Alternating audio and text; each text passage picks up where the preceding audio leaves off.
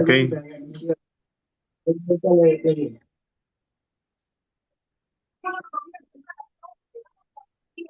Ya, pues, empieza por favor. Y dice, si usted quiere su nombre.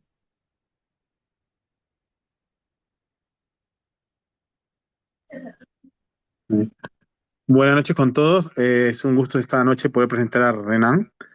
Eh, Renan es licenciado en la Facultad de Derecho de Recife, de la Universidad Federal de Pernambuco.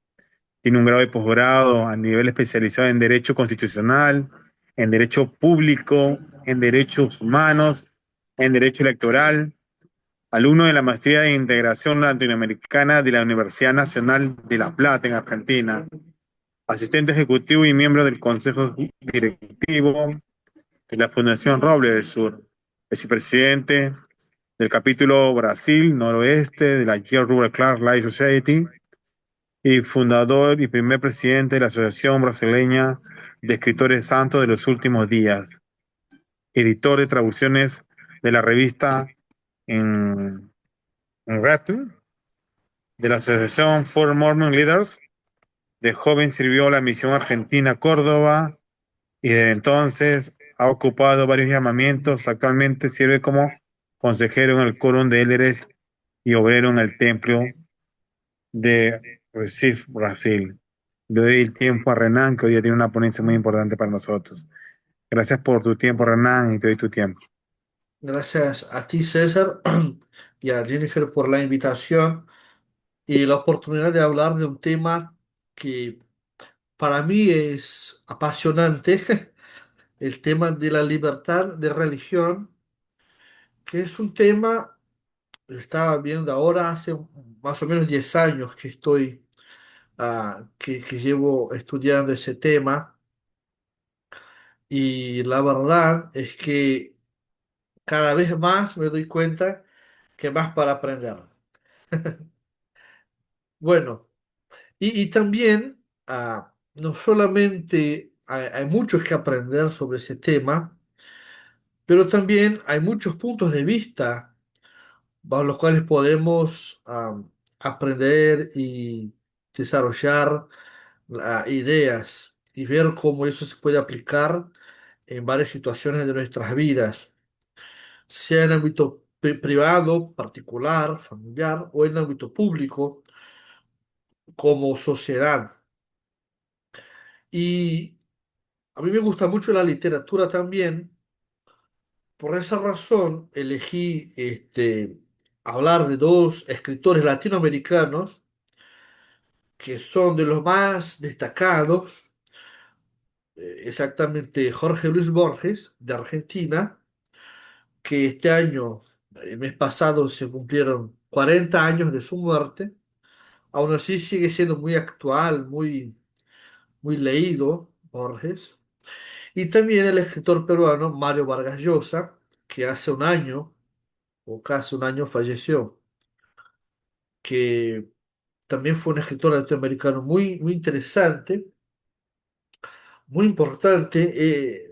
Se puede decir que Jorge Luis Borges de Argentina fue como un precursor de lo que se llamó el boom latinoamericano, que fue un momento histórico en que se empezó a valorar mucho la literatura latinoamericana a nivel mundial.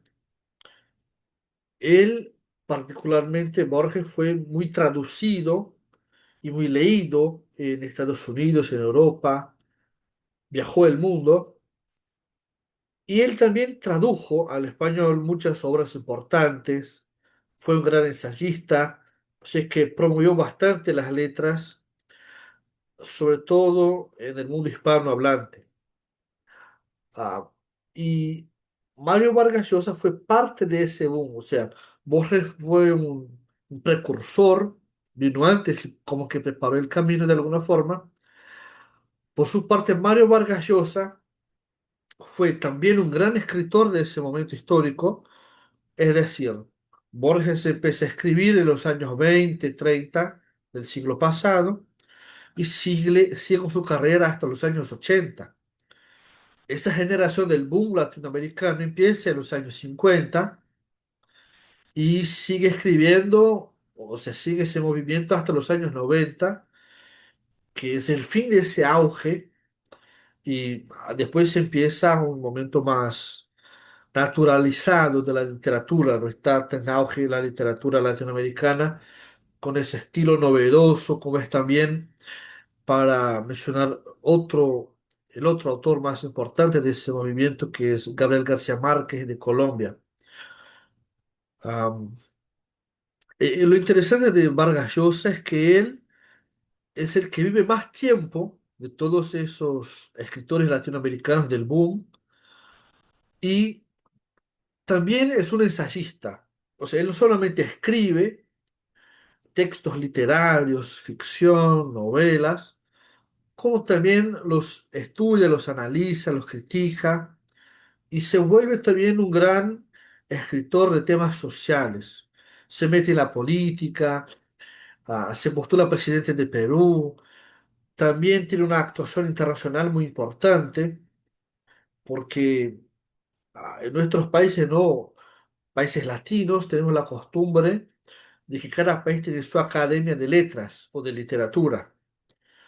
Vargas Llosa, además de ser miembro de la Academia Peruana de la Lengua, también es miembro de la Academia Española, de la Real Academia Española, y de una manera muy particular, ya en el fin de su vida, fue elegido miembro de la Academia Francesa.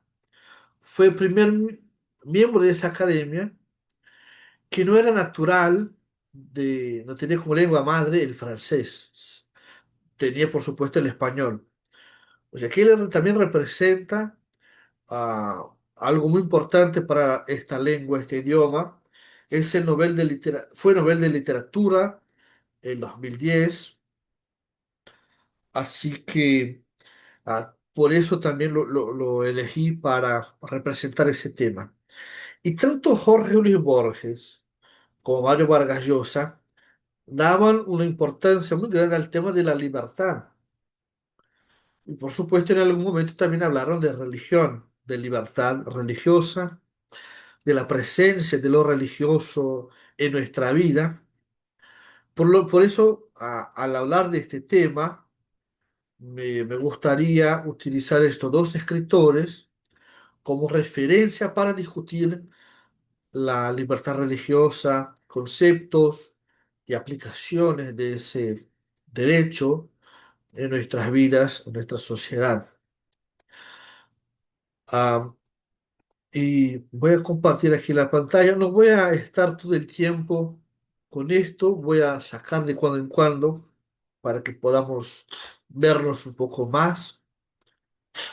Este es el título de mi presentación: La libertad religiosa en Jorge Luis Borges y Mario Vargas Llosa.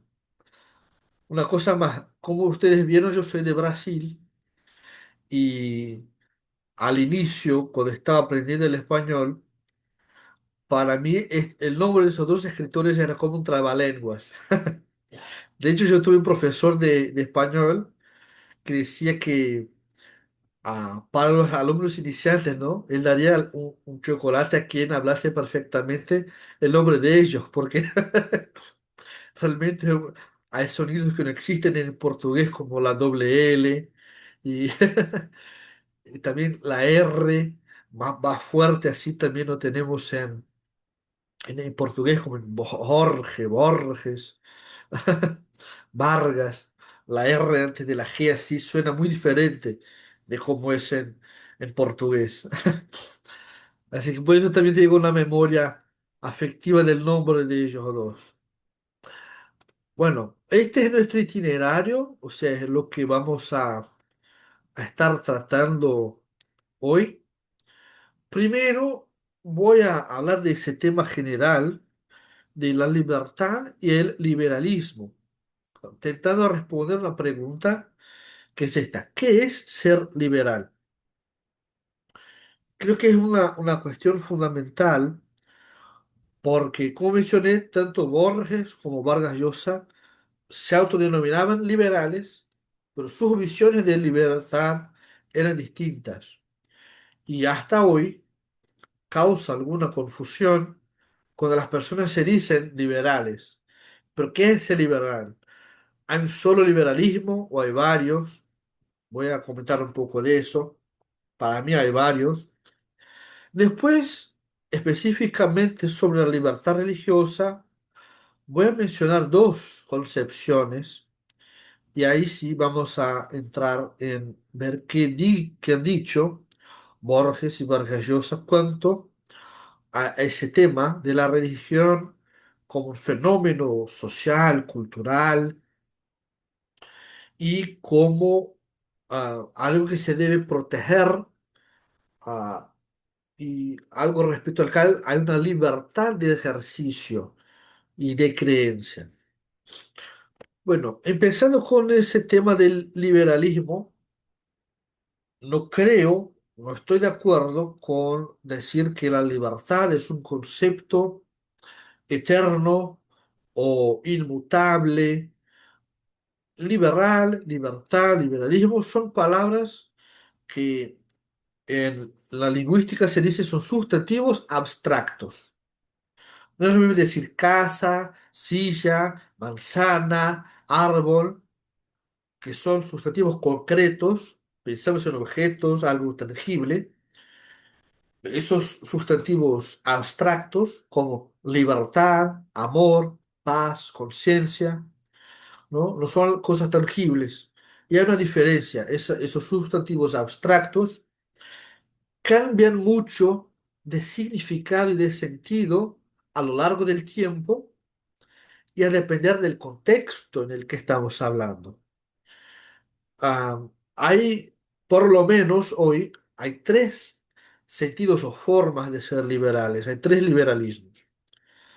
Podríamos también decir que hay un cuarto, que sería el uno, porque es el liberalismo del mundo antiguo. Si pensamos en lo que los griegos, los romanos y otros han pensado sobre libertad y cómo se ha aplicado en cada sociedad hasta la Edad Media. Pero esto obviamente es de esta época moderna, del mundo moderno. El liberalismo clásico es el primero históricamente, también es un tema generacional, ¿no? De situaciones que se vivían y algo que surge, ideas que surgen para liberalizar el sistema.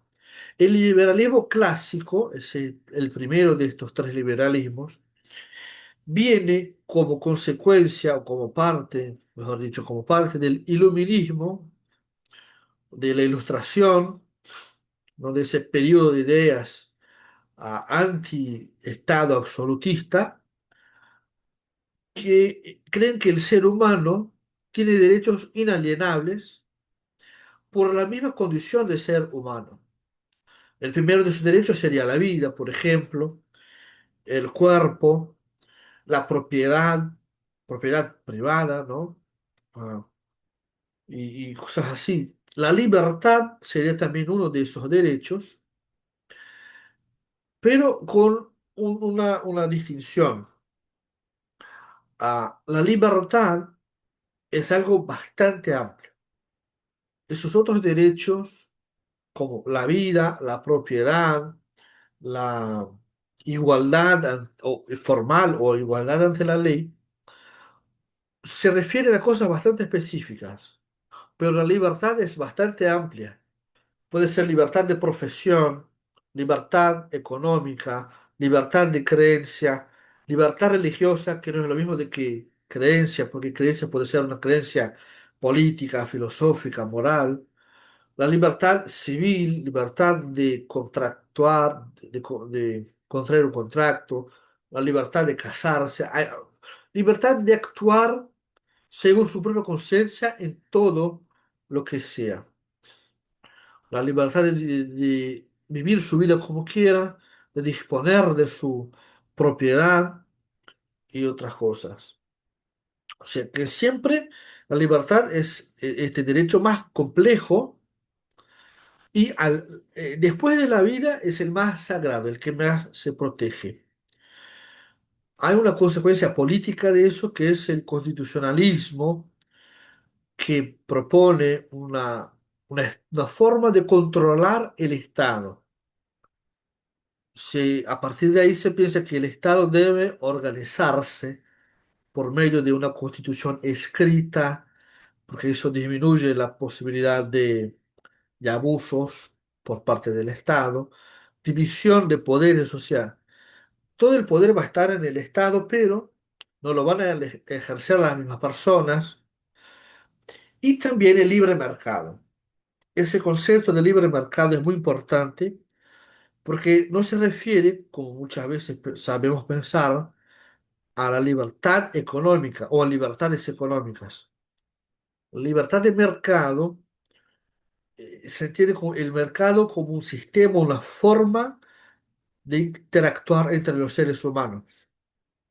Eso después más adelante voy a volver a ese punto, pero también el tema de la religión se ve afectado, se ve incluido en esa idea de libre mercado. El otro liberalismo es democrático, o también llamado de liberalismo social, porque se preocupa con otra cosa. Una vez que los liberales clásicos lograron expandir la idea del constitucionalismo, libertades básicas, universales, se preocupa por la capacidad real de ejercer esa libertad. Entonces, se pensó, por ejemplo, no podemos decir que todos son libres para ejercer la profesión que quieran si no tienen acceso a la educación que les va a permitir ejercer esa profesión. No podemos decir que todos son libres, que todos son iguales, si no todos tienen acceso a salud, al tratamiento, a salud, ¿no? A una buena alimentación, al transporte público y otras cosas, ¿no? Que muchas veces llaman derechos sociales, pero que nunca niegan y vienen a reforzar esos derechos que tal vez llamamos en el derecho, en el mundo jurídico, de primera generación, aquellas libertades básicas. Por eso el liberalismo se complementa al defender la idea de que no solamente el Estado no debe no interferir en esos ámbitos, ¿no? En la libertad de propiedad, la libertad religiosa, la libertad de ir y de venir, de, de hacer lo que quiera con su vida, pero también el Estado tiene que intervenir en algunos puntos para asegurar las condiciones necesarias para el ejercicio de la libertad. El Estado, por ejemplo, no va a ser solamente el Estado que sanciona a los criminales. ¿Cómo va a ser el Estado que crea políticas públicas de prevención al crimen?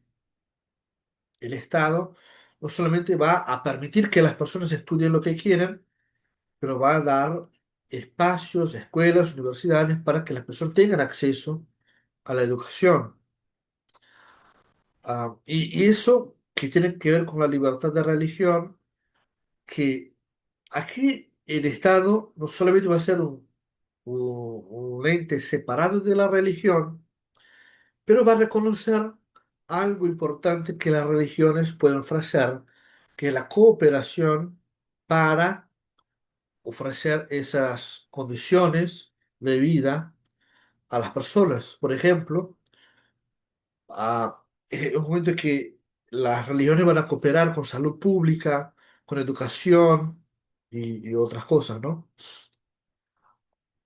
Un tercer liberalismo que tenemos que tener mucho cuidado, que se llama antidogmático.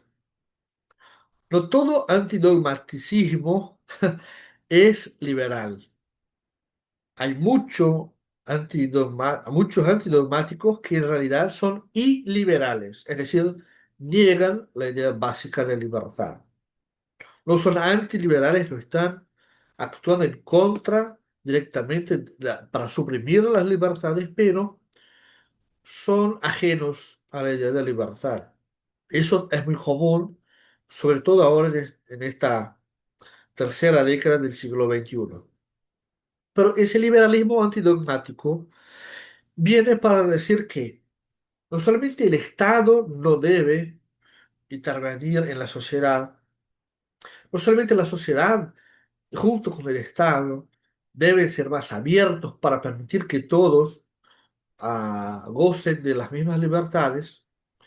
Esa otra idea del liberalismo viene a decir que cualquier idea que sea impuesta a los demás es prejuiciosa y debe ser excluida de la sociedad. Está en contra de toda forma de subordinación.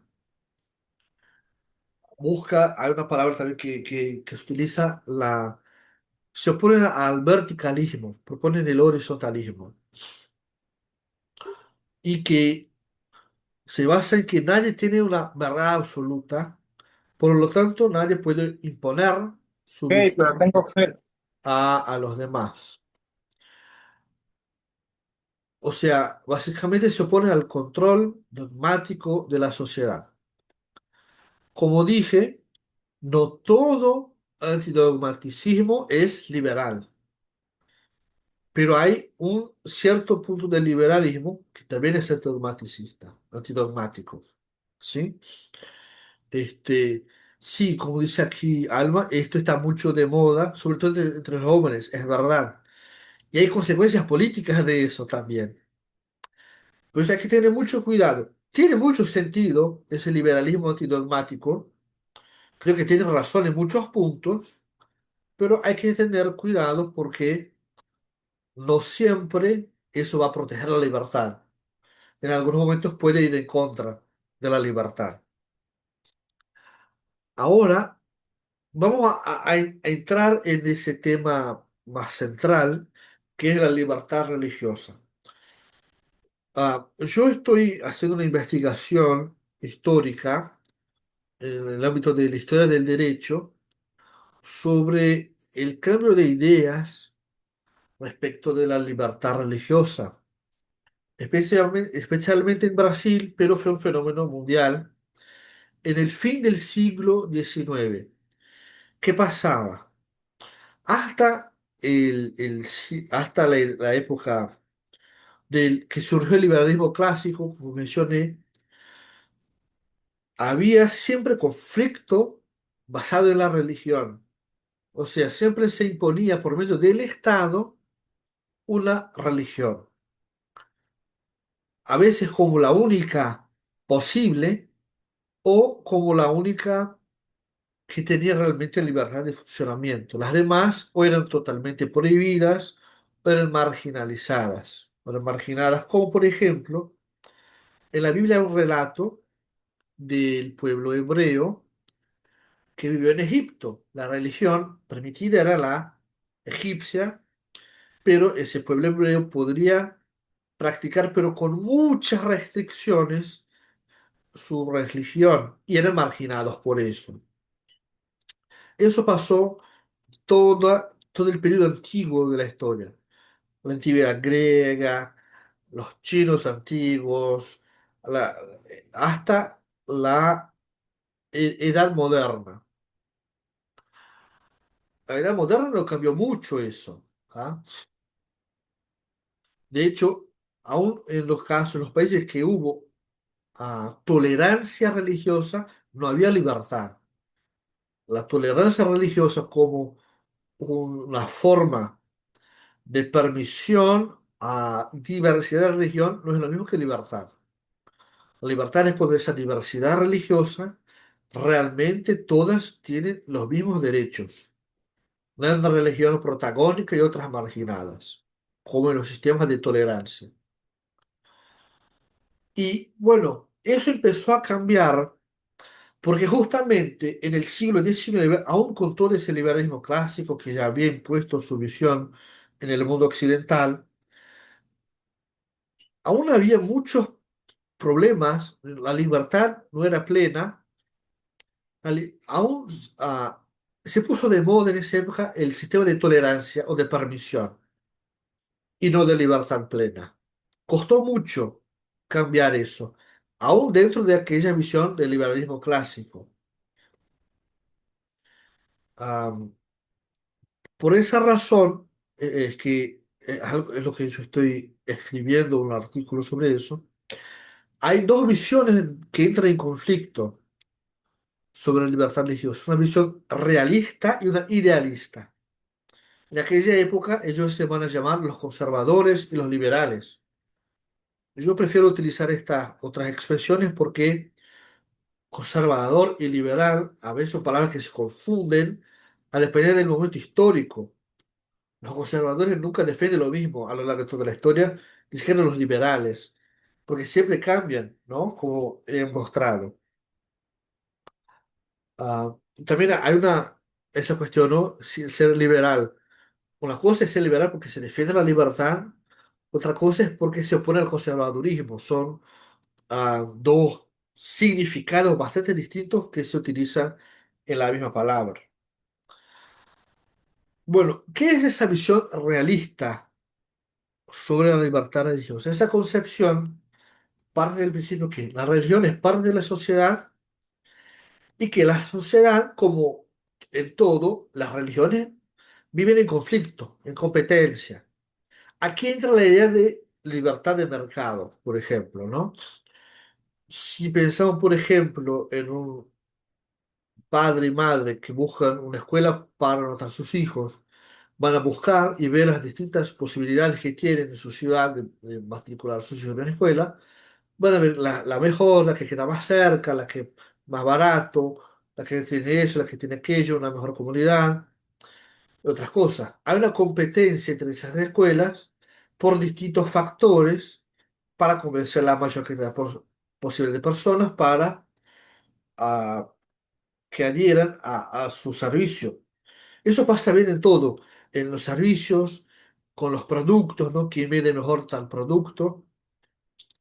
Y los realistas pensaban que también había una sociedad de mercado en el tema religioso. Las religiones, por naturaleza, ah, están en conflicto porque viven compitiendo por adeptos, por feligreses. Y es muy interesante eso, ¿no? De hecho, eso era una visión, como digo, realista, porque se basaba no solamente en una observación sobre lo que estaba pasando en la realidad, pero también parte de una concepción respecto a la naturaleza humana. Ellos piensan que los humanos somos seres que estamos siempre compitiendo unos con otros, y la religión no sería diferente. La política tampoco está libre de eso. La política de mercado también existe, ¿no? Cada político, a ustedes saben, Perú tuvieron elecciones este año, nosotros vamos a tener en un par de meses, ofrece sus postulaciones con algunas ideas, con propuestas, con una visión, con experiencias, con todo, y nosotros vamos viendo a qué nos gusta más, porque tiene esta propuesta, porque ya hizo esto, aquello, está alineado con tal o con cual y bueno, vamos a elegir. Eso también es una lógica de mercado en la política. Lo que pasa es que, como todo está sometido a esa lógica de mercado, la religión pasa a tener influencia en varios ámbitos, incluso en la política. No es que pobrecita la política está dominada por la religión. Muchas veces pasa lo contrario. La política controla la religión. De hecho, por ejemplo, en Brasil, durante la mayor parte del siglo XIX, la Iglesia Católica fue religión oficial del Estado. Y eso no beneficiaba a la Iglesia Católica, beneficiaba al Estado, porque los sacerdotes católicos eran considerados funcionarios públicos y eran controlados por el Estado. El Estado elegía los obispos, decidía aprobar o no ciertas normas de la Iglesia Católica para que pudiesen tener vigencia en Brasil, etcétera. O sea, que hay una mezcla entre todo, ¿no? Y no hay mucho problema porque las personas, democráticamente, las mayorías imponen su visión sobre los demás. Esa era la visión de una democracia liberal clásica. Y el Estado intervenía lo mínimo posible. para dejar la libertad más amplia, esa libertad de actuar como un sistema de mercado. Ahora, la concepción idealista va a cambiar bastante esa idea. Surge, ¿no? Sus primeras victorias son de los finales del siglo XIX, como dije, porque creen que, primero, sí, la religión es parte de la sociedad, eso no se puede negar, pero las creencias deben ser tratadas con igualdad por el Estado y deben respetarse entre sí. Es decir, no es porque una religión, o sea, no es porque la mayor parte de la población es de una religión que tiene derecho a imponer sus ideas por medio del Estado y de la política. Ya es un primer punto diferente. Deben respetarse entre sí, o sea, no hay una competencia entre ellas como en una sociedad de mercado totalmente libre.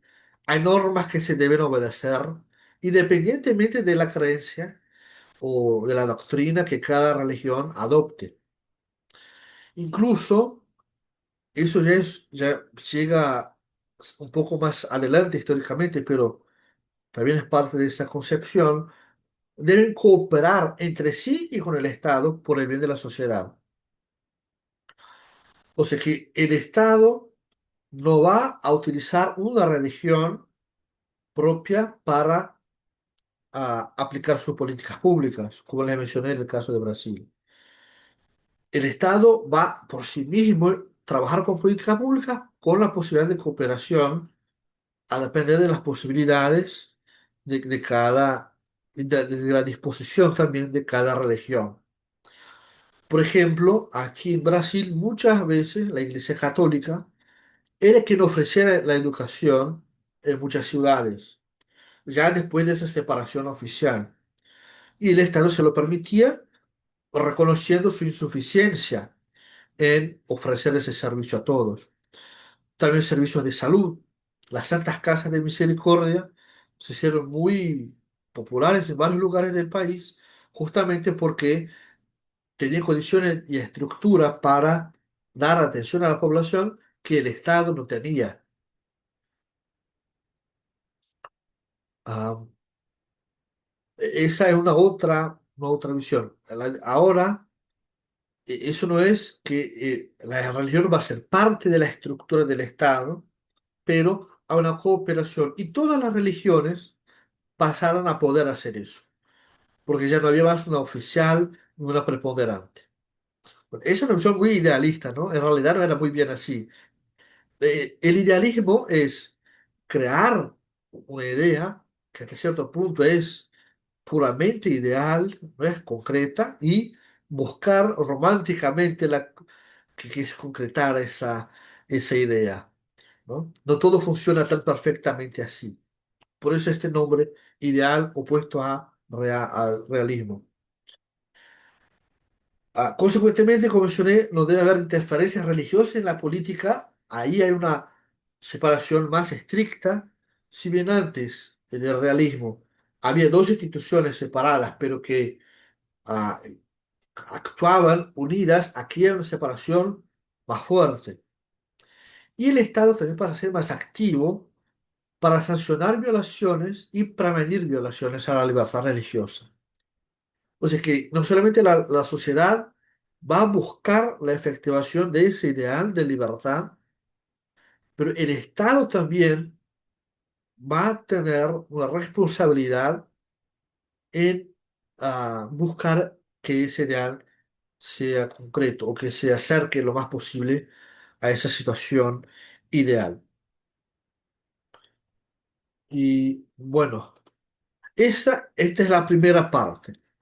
Permítanme volver aquí un poquito para que no esté simplemente hablando todo el tiempo de esos temas, como se dice, teóricos e históricos, que a veces pueden aburrir un poco. Pero todo eso es muy interesante, ¿no? Esas teorías y cómo se han aplicado y han cambiado a lo largo del tiempo, no de forma síncrona entre todos los países, Muchas veces, cuando un país sabía avanzar en una parte, en un punto, en un aspecto, otros países habían avanzado en otros distintos. Por eso es también un tema bastante interesante que esos estudios comparados entre países pueden ayudar. Pero voy a hablar ahora, como prometí, de lo que han dicho Jorge Luis Borges y Mario Vargas Llosa. No voy a mencionar sus escritos literarios. Perdónenme si les decepciono con eso. El tema es que escribieron muchísimo, ¿no?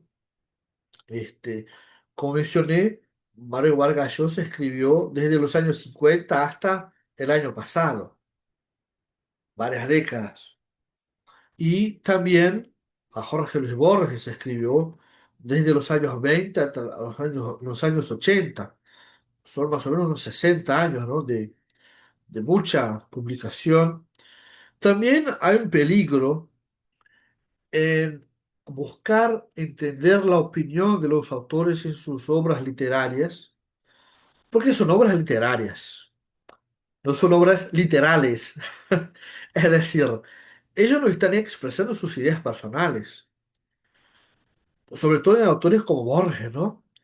Que usan mucha ironía, mucho sarcasmo, muchas figuras de lenguaje, aun cuando traten de hablar de forma muy simple, muy sencilla, muy directa, muy clara, pero aún así escriben cosas muy profundas y que ocuparía bastante tiempo analizarlas y buscar una opinión del autor en lo que está escribiendo en sus obras de ficción. Tampoco voy a poder buscar hacer algo basado en todo lo que han escrito, no literario, o sea, en sus ensayos, en sus ah, producciones teóricas. Lo que sí voy a hacer es buscar una, trabajar con ese tema en dos obras, básicamente, que son estas aquí, que tengo en la mano. No sé, déjenme cambiar un poco aquí una de focar. Ahora sí, porque si no iba. Esta obra se llama Borges el Palabrista. Es un libro que lo compré en diciembre del año pasado, lo leí este año, escrita por Stephen Pekovich, o sea, no es una obra, es un libro escrito por Borges, pero es sobre él, y una compilación de varias de sus citas que Borges habló mucho, daba muchas entrevistas y todo, y por ahí hay cosas que él dijo que la gente se pone en duda si él lo dijo o no de verdad. Y él trata de recoger muchas de estas frases anecdóticas de Borges. Otro libro, este de Mario Vargas Llosa, déjenme enfocar aquí, La civilización del espectáculo, es un libro bastante interesante también, es un libro ensayístico, en el cual él habla de la cultura en la sociedad moderna, actual, digamos, para resumirlo, ¿no? Y hay un capítulo específico, no voy a hablar tampoco del libro todo, voy a buscar referencia a un capítulo específico que es el 6 creo que es. A ver, déjeme fijarlo aquí. Sí, el 6 llamado El opio del pueblo, en el que él comenta la religión y todo, ah, buscando ver cómo las teorías de los antirreligiosos han fallado, mostrándose equivocadas a lo largo del tiempo. Y es muy interesante todo eso para que podamos entender problemas relacionados a la libertad religiosa en el mundo actual. Así que bueno, volvamos a compartir aquí. Primero de Borges. Borges era un liberal clásico, o sea, antiestado, pensaba en la libertad plena, casi que absoluta, de mercado, que la gente hiciera lo que quisiera. Y también era un pensador realista. Él se consideraba conservador o liberal moderado. Eso es lo que él dijo sobre sí mismo Todas esas citas son de esos libros que mencioné. Él dijo, soy conservador, pero en mi país ser un conservador significa ser un liberal moderado. Por él, y especialmente, es ser bastante escéptico en asuntos políticos e incrédulo en cuanto a cambios violentos se refiere. Es bastante polémica esa frase porque él estuvo en contra y en favor de los varios gobiernos que se fueron sucediendo en Argentina, gobiernos que ascendieron al poder de forma democrática, otros no, aunque él también sufrió bastante persecución política y por eso ah, tuvo algunas posiciones que muchos estaban de desacuerdo, pero desde su experiencia personal tiene sentido. Pero esta es su visión personal del mundo, un conservador, liberal, moderado, o sea, un liberal clásico, ¿no? Miren lo que dijo de Suiza. Suiza es un país que yo quiero mucho.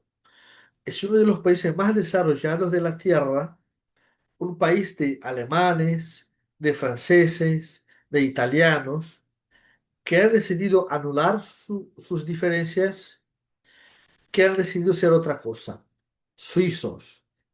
Un país que nunca quiso ser un imperio, un país en el que no hay nacionalismos ni una raza suiza y se mantienen admirablemente.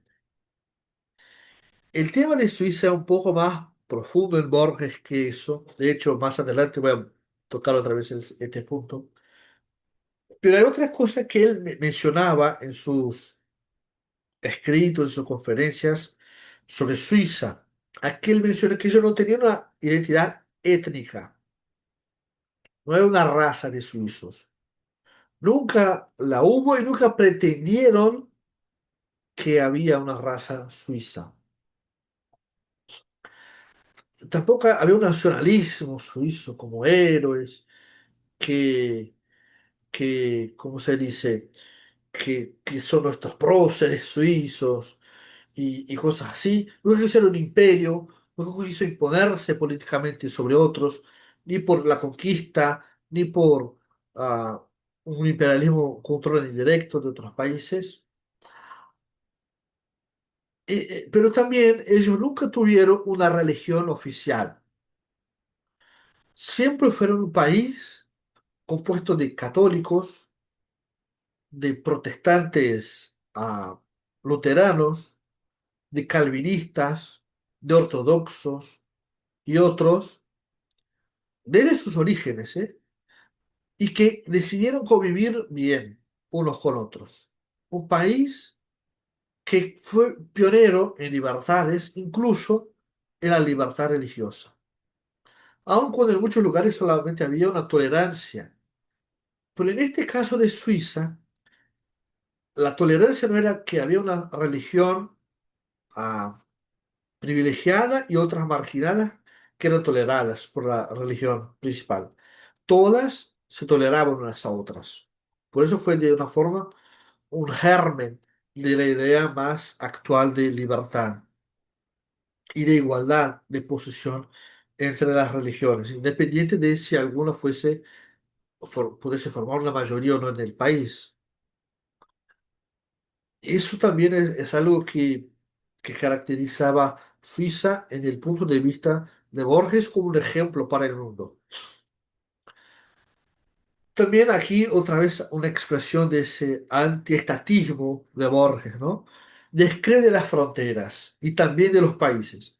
Aquí hablo de países, es decir, de estados, ¿no? De entes soberanos. Ese mito tan peligroso. Sé que existen y espero que desaparezcan las diferencias angustiosas en el reparto de la riqueza. Ojalá alguna vez tengamos un mundo sin fronteras y sin injusticias. O sea, para él, las personas deberían tener el derecho de ir y de venir en todo el mundo, sin fronteras, sin barreras, sin condiciones. Las personas deberían ir a los países que ofrezcan mejores condiciones. Eso también es un liberalismo clásico, porque habría como que una sociedad de mercado entre los estados. El estado que ofrezca mejores condiciones de vida atraería a más gente. y no sería solamente un tema político o de condiciones de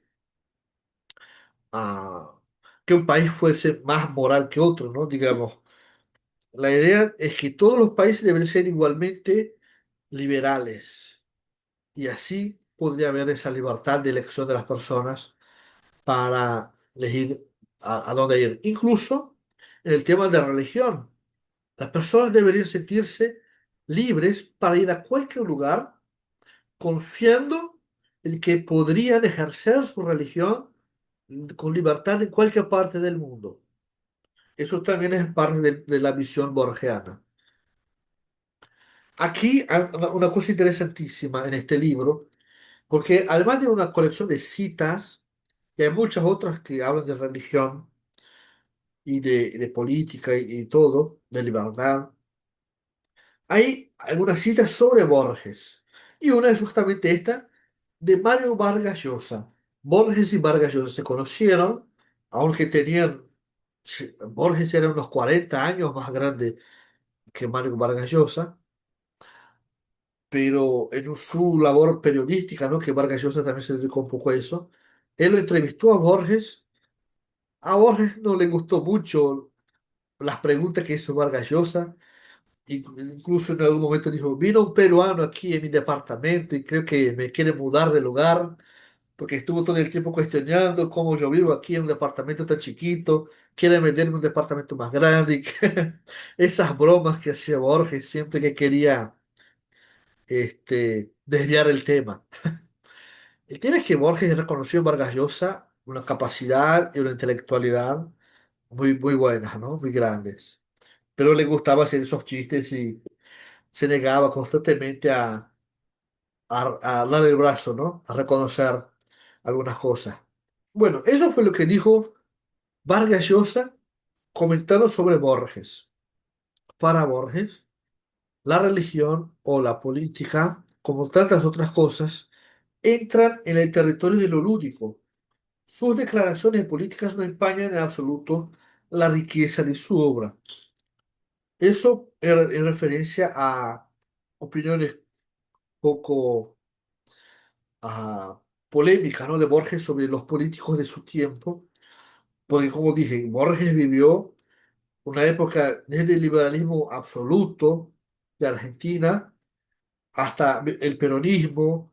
Él vio dos dictaduras, una militar y una civil, varios, 6 golpes de Estado por lo menos, cambios de constitución, cambios de moneda, las dos guerras mundiales, vio un poco de todo, ¿no? Y su opinión siempre fue bastante dura y inflexible en algunos casos. Pero sigue Vargas Llosa. Creo que si hay una obra que ha trabajado por la libertad de América, del hombre en general, es una obra como la de Borges. Entonces, Vargas Llosa, a pesar de tener una visión respecto a la política, a la libertad y a la religión también, como voy a mostrar, diferente de la de Borges, reconoció en él un gran liberal, ¿no? Ese liberal clásico, realista, un conservador, un liberal moderado, etcétera. Ahora sí, otra cosa también sobre Borges, como prometí, sobre Suiza. Él nació en Argentina, pero de niño vivió un tiempo en Europa, un par de años en España y también en Suiza. La primera parte de su educación escolar fue en Suiza, por eso él conocía muy bien el país. Y él tenía también en su familia una, ¿cómo se dice? Una diversidad religiosa, digamos. No voy a decir una diferencia, pero diversidad es más correcto. Que del lado de su madre descendían de ah, personas de origen inglés. Por eso parte de su familia era luterana. Y la parte de su padre eran argentinos de más generaciones, desde la época de la independencia argentina, eran criollos, como se decía en aquella época, y eran católicos. Por eso cuando él murió, quiso ir a Suiza, ese lugar ideal, am, y eligió una cosa interesante. Su funeral fue en una catedral católica, pero fue celebrada por un sacerdote católico y por un luterano, ¿no? Hay lugares así en Suiza, ¿no? Que se permiten esas celebraciones ecuménicas, digamos. Y fue una celebración poco espiritual, fue más cultural. Y aquí hay también el lugar donde se encuentran sus restos. Esa placa tiene dos lados. Aquí donde está su nombre está una cita en inglés antiguo y la parte de atrás una cita en nórdico antiguo que se refiere a algunos aspectos de su vida, ¿no? Y que él eligió también como esa forma de una transversalidad. Borges se consideraba agnóstico porque él creía que las religiones deberían ser libres para compartir, para convencer a las personas con el uso de la razón, por ejemplo, por supuesto, pero él nunca llegó a convencerse de nada. Y él decía, bueno, es mejor ser agnóstico porque no, porque yo no descreo tampoco, ¿no? No se opone, no cree en la no existencia de Dios o algo así. Solamente se siente incapaz de creer. Era esa su concepción de agnosticismo. Y dijo, bueno, si ustedes están ciertos y hay algo, hay algún Dios o alguna vida después de la muerte, y si yo estoy equivocado, vamos a encontrarnos después y de alguna forma voy a tener una oportunidad de reconocer que ustedes estaban correctos, ¿no? Y esa era la vida de Borges. Ahora Mario Vargas Llosa. Él estaba entre ese liberalismo democrático y social con también una visión un poco antidogmática, pero no tanto, estaba más para el liberalismo social, propio de su época, ¿no? Tenía una concepción idealista de la libertad religiosa, o sea, creía en ideales y que no simplemente debemos acomodarnos a la realidad y buscar mejorarla de alguna forma, pero tenemos que buscar el ideal, nunca conformarnos con las cosas como son. Bueno, aquí algunas citas de ese libro, ¿no? Cultura y religión, eso no está en el capítulo 6, eso está ca- la introducción. Creo que es la única cita que está en la introducción, porque él habla de la cultura, ¿no? Y ahí está comentando sobre algo que dijo T.S. Eliot. Sí, está en la introducción, acabo de fijar. Que no son lo mismo, pero no son separables. O sea, reconoce que religión está siempre presente en la sociedad, aunque no todos tengan o adopten una religión. Pues la cultura nació dentro de la religión. Él también, en otro momento, dice que la cultura se transmite primero por la familia y después por la religión. La escuela y el Estado solo vienen después. Y aunque con la evolución histórica de la humanidad se haya ido apartando parcialmente de ella, siempre estará unida a su fuente nutricia por una suerte de cordón umbilical. Después, en ese capítulo sexto, a ver, puse cuarto, pero no creo que está mal ahí. Si es el sexto, después del pueblo. Él menciona algunos conflictos entre religiones y conflictos internos a las religiones, porque los hay, como los conflictos dentro del mundo islámico. Los, ah, ¿Cómo se dice? Uy, se me olvidó la palabra. Los chiitas, los sunitas, ¿no? Entre los cristianos también. Él menciona, por ejemplo, los conflictos en Irlanda del Norte, entre católicos y protestantes.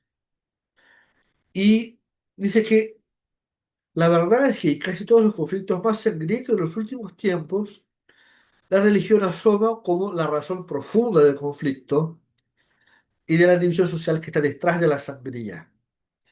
Cuando uno lee esto, puede pensar que él está apuntando la religión como la razón, el origen del problema, la raíz del problema. Pero no es tan así. Más adelante él va a dar explicaciones adicionales.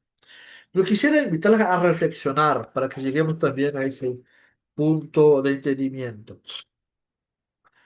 ¿Las religiones realmente son la causa de los conflictos o son utilizadas por los conflictos?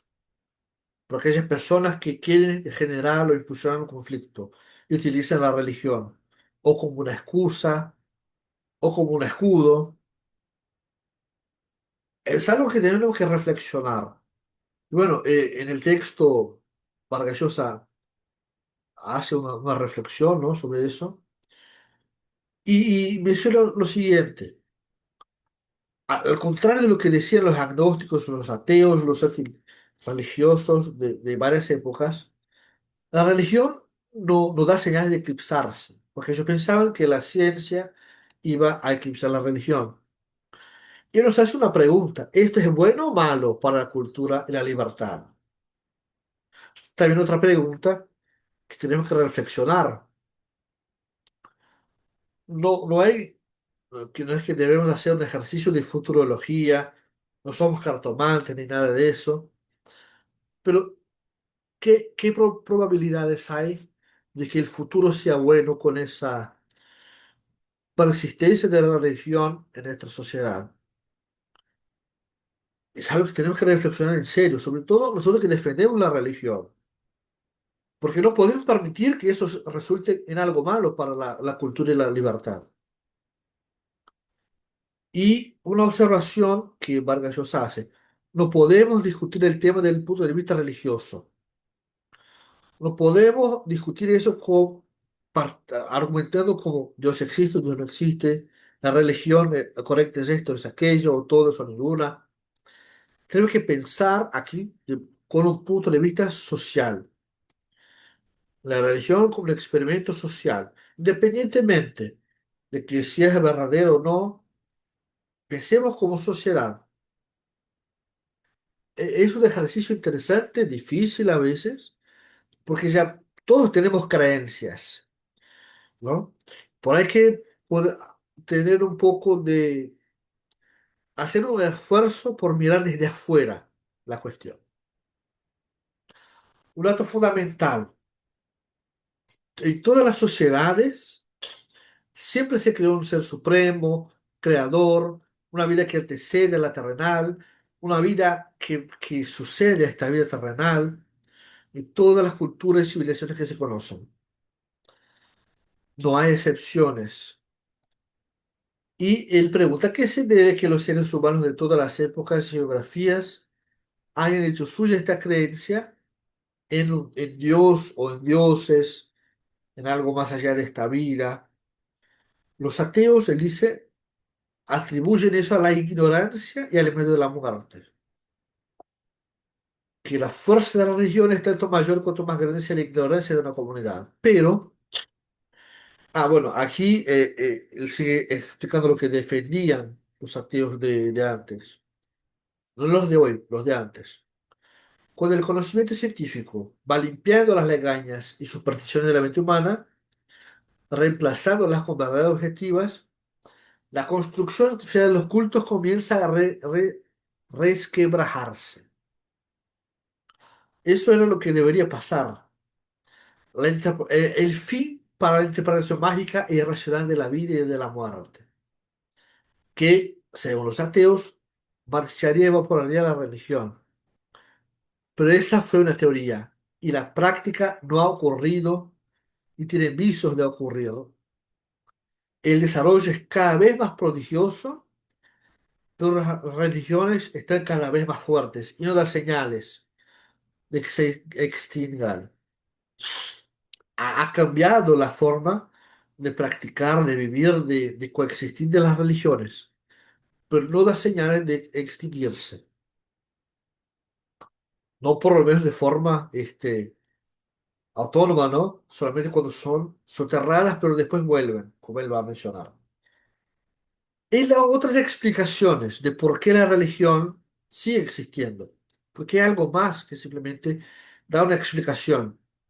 Sí ofrece sentido a la condición humana, al porqué de la vida, por qué existimos. Hace soportable la vida terrena porque nos dan consuelos, nos dan apoyo, nos, ah, nos acogen, ¿no es cierto? Por el códigos morales de conducta, enseñan ética, a hacer el bien. Y eso para mí es algo sumamente importante. Porque para que una religión, para que una creencia pueda ser religiosa, debe ser también moral y ética. Sea una supuesta religión, una presunta religión, que no enseña a hacer lo bien, lo bueno, que enseña a matar, que robar está bien, que no hay problema en mentir, en engañar, no es una religión. No es una religión. No debe ser protegida por la libertad religiosa. Si no tiene un código moral y ético, no es una religión. O sea, nos basta con tener una doctrina. Y hemos visto a lo largo de las últimas décadas cultos, sectas, que no tienen nada que ver con religión, pero se dicen religiosos. Y han hecho abusos, han hecho suicidios colectivos, varias cosas horribles, actos de corrupción, que no tienen nada que ver con religión. También dan una esperanza, una vida ultraterrena o post-terrena. O sea, no es tan sencillo como los ateos de antes decían. Y él cuenta, yo lo voy a decir con todas sus palabras porque él da más detalles, porque vivió la revolución cultural de los 60 donde se quitaron muchos prejuicios, muchas costumbres, ¿no? Muchas estructuras sociales que las religiones prohibían también. No es solamente una prohibición social, era una prohibición religiosa. Pero al mismo tiempo la fe religiosa creció. Les doy un ejemplo. Nosotros, yo y no sé si todos, tal vez la mayoría de ustedes, somos miembros de la Iglesia de Jesucristo de los santos de los últimos días. En los años 60 se vivió un boom en el crecimiento de esta iglesia en el mundo, especialmente en Latinoamérica. Después en los 80 también, cuando hubo otra ola de liberalización. El tema es que la libertad, cuando es real, cuando es una falsa libertad, una ilusión de libertad, ella permite que todos practiquen sus creencias, incluso las religiones. Entonces la liberalización no hace mal a las religiones. Tampoco las religiones hacen mal a las liberalizaciones, ¿no? Sí son religiones verdaderas. Y él utiliza una expresión secularización que puede causar confusión, pero en este sentido en el que él la utiliza es un sentido espejo, ¿no? Hablamos de secularización cuando el Estado y la sociedad dejan a la religión de lado. Aquí él está hablando de que la iglesia, la religión debe dejar al Estado y a la sociedad un poco de lado y centrarse en lo que es suyo. Era preciso dar a César lo que le correspondía a César y a Dios lo que es de Dios. Es decir, admitir una división más estricta, aún más estricta. Por eso digo que se acerca un poco al antidogmático, al liberalismo dogmático, pero no llega tanto. Y que la soberanía, la independencia de las religiones reside en lo espiritual. Y el segundo, deben ser los ciudadanos cristianos o no. Eso no es todo, porque como vivimos en libertad y en democracia, existe la coexistencia y la diversidad, pluralismo cívico, religioso y leyes, que pueden coincidir con lo que se cree religiosamente, espiritualmente, y pueden divergir también. Lo que no puede haber es una oposición directa, ¿no? Frontal. Puede ser una oposición parcial o aparente.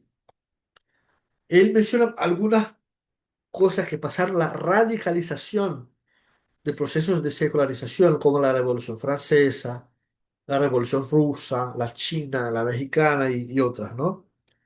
Él dice, tuvieron el efecto de una poda, pues luego de un tiempo hicieron renacer con más brillo las creencias y las prácticas religiosas. Francia, Rusia y México son en la actualidad el mejor ejemplo de ello. O sea, cuando se intenta reprimir la libertad religiosa, después se crece con mucho más fuerza las religiones. La secularización, en ese sentido en el que está hablando, ¿no? Puede haber más de uno, no puede significar persecución, discriminación ni prohibición de las creencias y cultos, sino libertad irrestricta para que los ciudadanos ejerciten su fe sin el menor tropiezo, siempre y cuando respeten las leyes que dictan los parlamentos y los gobiernos democráticos. Es decir, si yo soy miembro de un grupo religioso que es minoritario en el país, nunca sería imposible que todas mis visiones se vean plasmadas en las leyes aprobadas por los gobiernos democráticos, pero como soy minoría, esos parlamentos y gobiernos democráticos deben respetar también mis posiciones, que yo pueda divergir, que yo pueda pensar y actuar de forma diferente, siempre que no atente a derechos de otras personas, claro. Aquí está lo importante también. La obligación de estos es garantizar que nadie sea acosado o perseguido en razón de su fe. De manera general, la Iglesia habla de la Iglesia católica, ¿no? Ha limitado su reacción a propuestas legítimas, como manifiestos, mítines, publicaciones y campañas encaminadas a movilizar la opinión pública en contra de las reformas y disposiciones que rechaza. O sea, hay un espacio en la opinión pública, en el debate público para las iglesias, que es manifestar su opinión y hacer una campaña de concientización respecto a los principios y valores que defienden. Ya no es más una interferencia, ya no es más una manifestación directa en el Estado o en la política. Es más bien un ente, un faro moral, una institución con una visión ética para el Estado, ¿no? Para sus fieles seguirá siendo la estructura espiritual que los guía en esta vida para el más allá, pero para la sociedad, para el Estado, porque yo no tengo obligación de creer en la Iglesia Católica, pero ella tiene el derecho de manifestarse. Nadie tiene obligación de creer en mi iglesia, pero tener el derecho, así como yo, de escucharnos mutuamente. El laicismo, sigue Vargas Llosa, no está en contra de la religión, está en contra de que la religión se convierta en el obstáculo para el ejercicio de la libertad y en una amenaza contra el pluralismo y la diversidad que caracterizan a una sociedad abierta. El Estado debe mantenerse laico precisamente para evitar en el ámbito religioso el monopolio, siempre fuente de abuso y corrupción. Esta es la última cita para no aburrirles más, pero quise terminar con esta para mostrar que no hay una oposición necesaria y permanente entre el Estado y y la religión, ni entre la sociedad y la religión. Más bien, debe haber una cooperación y acuerdos tácitos, ¿no? Acuerdos, convergencias, tal vez, mejor diciendo, de, en la sociedad para que podamos convivir, para que el Estado no tenga este, una- el poder de decir en quién debemos depositar nuestra fe, pero tampoco las religiones pueden pasar más allá de su función, de su naturaleza, que es ser esa institución moral y espiritual para nuestras vidas, según cada cual crea y elija en qué creer. Bueno, con esto cierro esta parte, ¿no? No sé si tiene algún comentario, veo que hay algunas cosas en el chat también.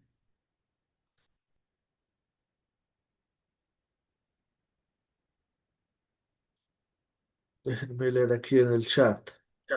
Sí, hay algunas preguntas en el chat. Ajá. Dice, hola, Alma Lederman nos menciona, ¿usted podría compartir una lista de libros que recomendaría sobre el tema que también ha mencionado? Bueno, ¿cómo traje citas directas de este libro de Margo Vargas Llosa, La civilización del espectáculo? Recomiendo que lo lean, porque tengo que volver a poner la que quite ese. A ver si lo van a poder ver bien. Es Ujú. fácil de encontrar y está en internet también disponible para encontrar fácil ahí. ah, Sobre el tema de la libertad religiosa, no conozco libros que sean tan ah, amplios, digamos así, como para recomendar.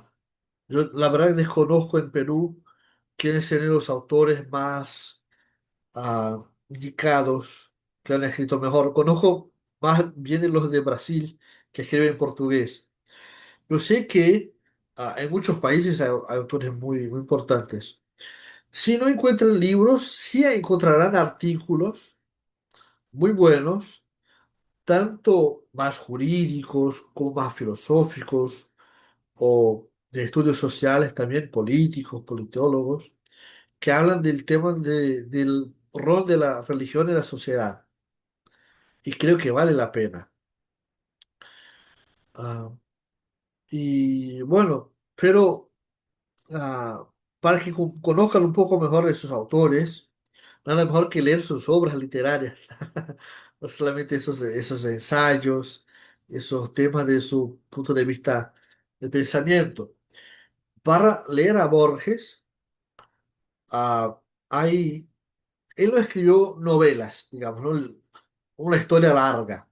Sus libros son compendios de poemas o de cuentos que ha escrito.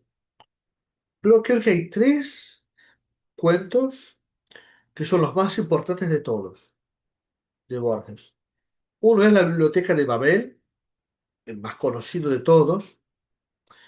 El segundo es Las ruinas circulares, que tiene una... La Biblioteca de Babel, él hace una descripción bastante interesante de su visión de cómo es el mundo. Pero en las ruinas circulares habla mucho también de la condición humana, de la vida, de la sociedad, de la ilusión.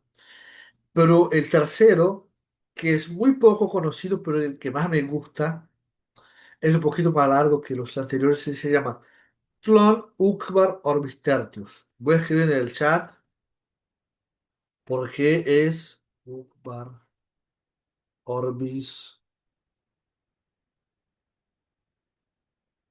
Tertius.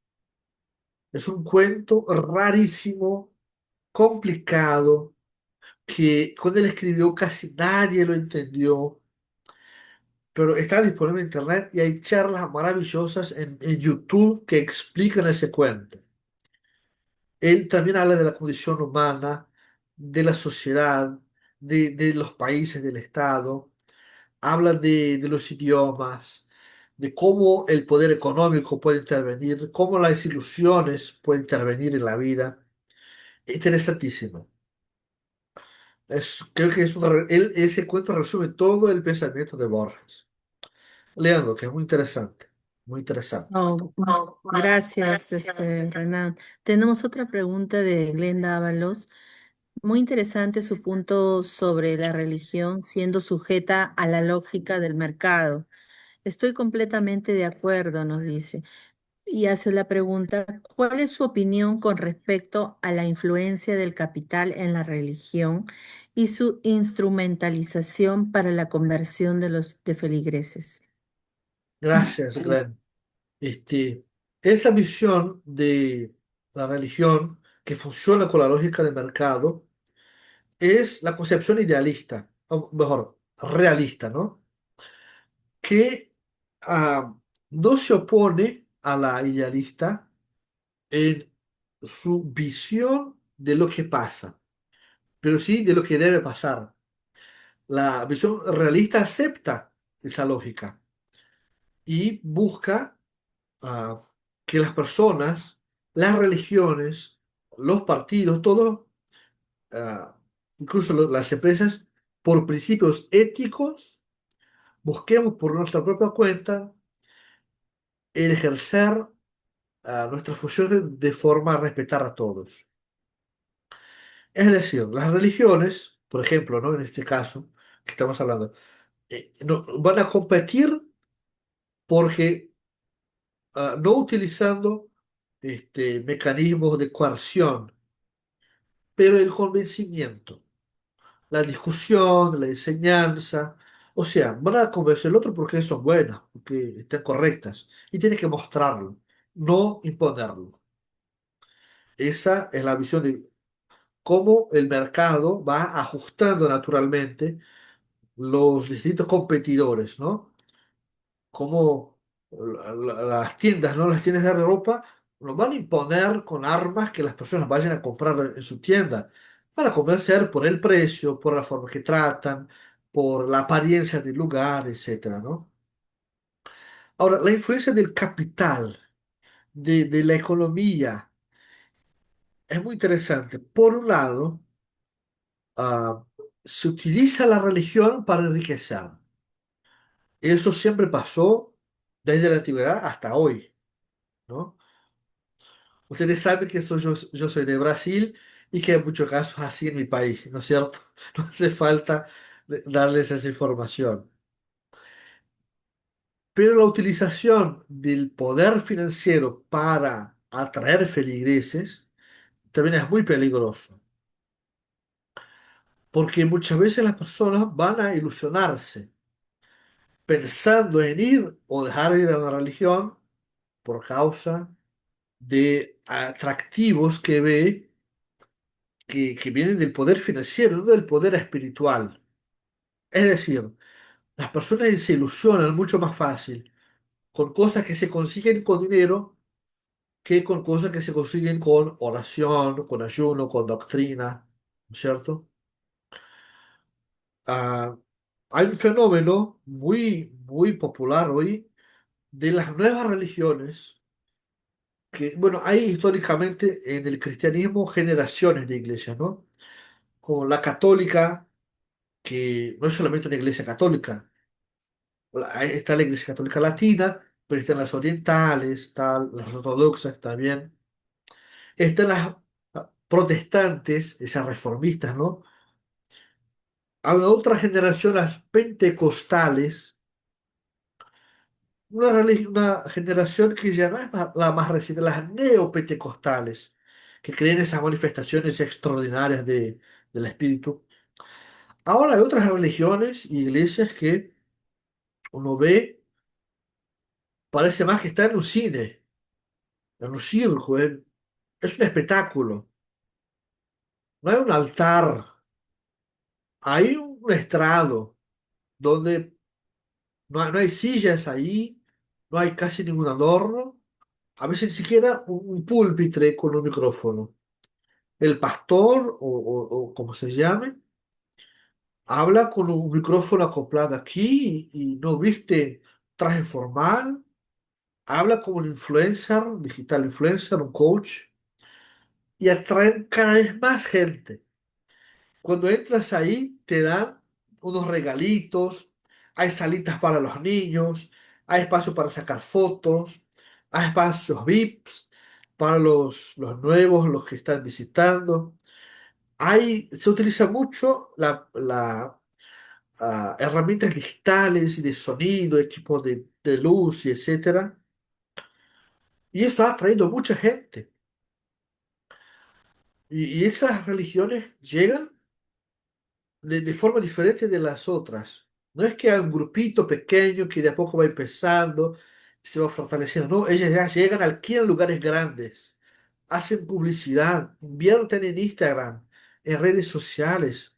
Y con eso, con la estructura, atrae a las personas. Eso es algo complicado que aún vamos a tener que acostumbrarnos. Ellos tienen todo el derecho de hacerlo, pero pierde un poco de la esencia. Porque la apariencia de los templos, de algo sublime, algo sobrenatural, no está más presente ahí. También un fenómeno que yo no sé cómo lo llaman en español.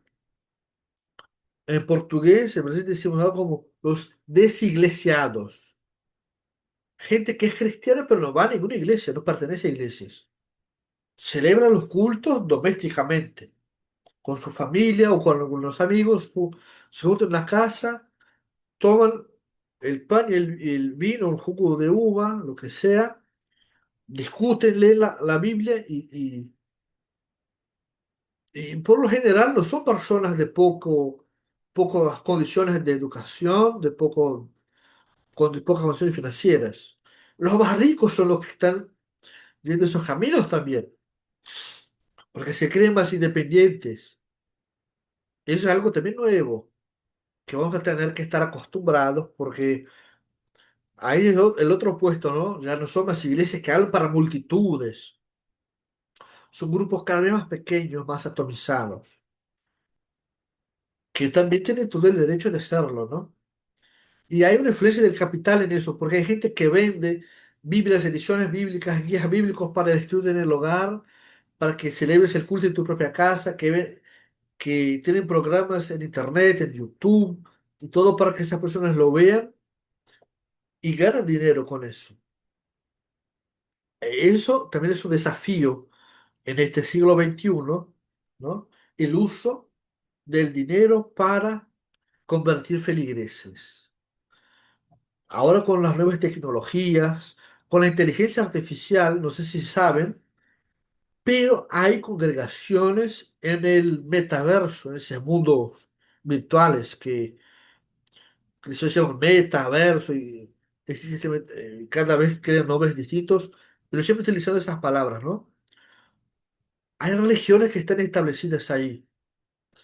En el Minecraft hay una iglesia católica paralela que existe ahí en el Minecraft, ¿no? Y eso también es un fenómeno y hay que poner plata para que esas cosas funcionen. Las personas no es que de a poco van creciendo, van multiplicándose y juntan más plata, es que ya llegan con una inversión grande.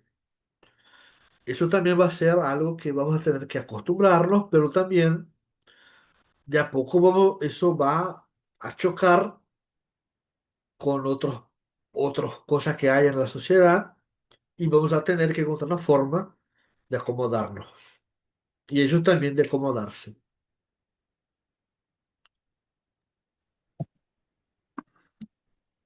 Muchas gracias, Renan, por tu ponencia y gran aporte. El tema de la libertad religiosa del lado de Borges y de Mario Vargas Llosa, en realidad, una ponencia muy singular, de verdad. No había escuchado ese enfoque por parte de esos escritores peruanos. Te agradecemos nuevamente por la ponencia. Si les das algunas últimas palabras, Renan. Sí, muchas gracias a ti, César, a Jennifer, a todos los que estuvieron aquí. Este, quisiera nada más dejar una invitación para que podamos seguir leyendo, aprendiendo, buscando conocer más sobre ese tema de la libertad religiosa, porque tiene muchísimos aspectos que podemos dedicarnos a aprender. Su relación con el mundo laboral, con la política, con la educación, con los conflictos internacionales, que sería otro tema bastante interesante también. En fin, hay muchos aspectos de eso que impactan en nuestras vidas diariamente y que no nos damos cuenta, pero que hay que estudiar, analizarlo y saber también cómo colaborar para un mundo mejor. Gracias, Renan. Apreciamos mucho tu buena disposición y tu gran aporte. Agradecemos a todos a los presentes, los que estamos el día de hoy. Y bueno, desearles una feliz noche a cada uno de ustedes. Buenas noches. Hasta luego, Renan. Muchas gracias, hasta luego. Hasta luego. Gracias.